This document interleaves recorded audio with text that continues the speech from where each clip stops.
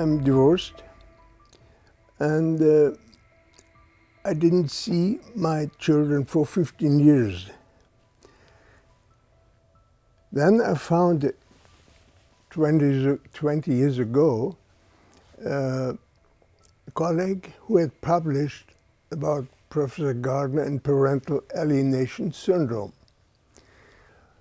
Then I went to see Dr. Gardner in USA and brought back his books on parental alienation syndrome. We invited Dr. Gardner to come, and he brought with him Dr. Warchuk, Dr. Bowden, and two other Americans, and all the others. I realized in my practice that quite many fathers and mothers, but at the time more fathers, came who haven't seen her children. I realized this situation and then began to look for information. I read Dr. Gardner's book and so on. So I slowly went into this terrible arena of parental alienation. The main themes were the same as they are today, but they were not so much researched.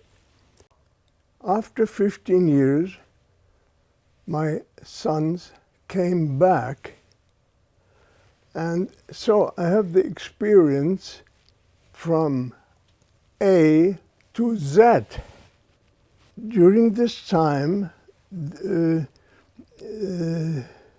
this occupation with the issue helped me very much to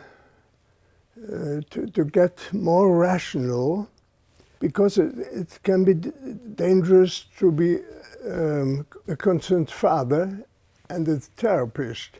The emotions came down, and I saw the problem between man and woman more quite realistic.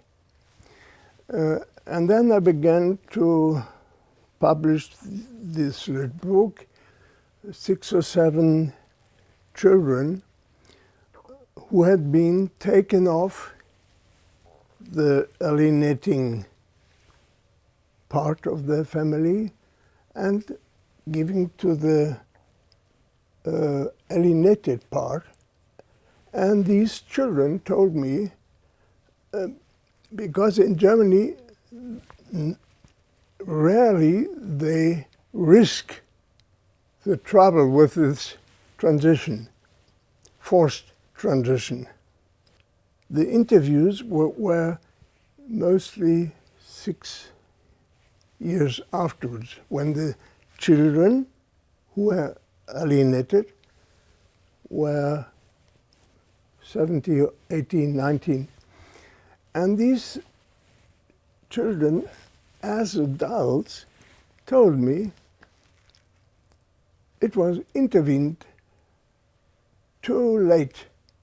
It should have been intervened by the authorities much earlier. It was disturbing, but it was not so traumatic. Then, staying in the alienating atmosphere, we are happy that we were forced, but without help from outside, we couldn't have changed. In this little book is a story of an 18-year-old boy who was alienated, and he said, he showed me the damage which is done to the children. I published this book in 2012 in German, and in 2013 it was translated in English. We had the first Congress in Germany with Professor Gardner, Warchuk and others. it was the first Congress about this issue, and afterwards many courts and seemed to be interested in this issue.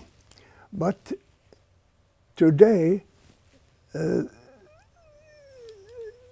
they don't like to talk about this issue. Until now, recently, the highest German court decided that it is not allowed to speak about parental alienation, which has many consequences for the lower instances.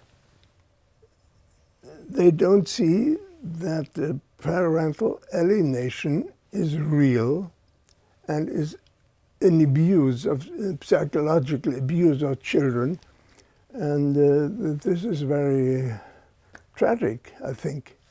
I'm sure the situation will slowly change. The problem is seen by many of the younger people, but the older, they influence the courts. The court, he relied on an article which is full of misinformations. One article against thousands of other articles. They rely on one article. This decision came in the last half year. It's fresh. So we will see what will happen. But I think is terrible.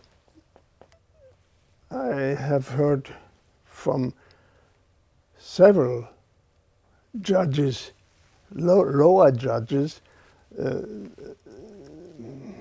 they are absolutely not happy with this decision.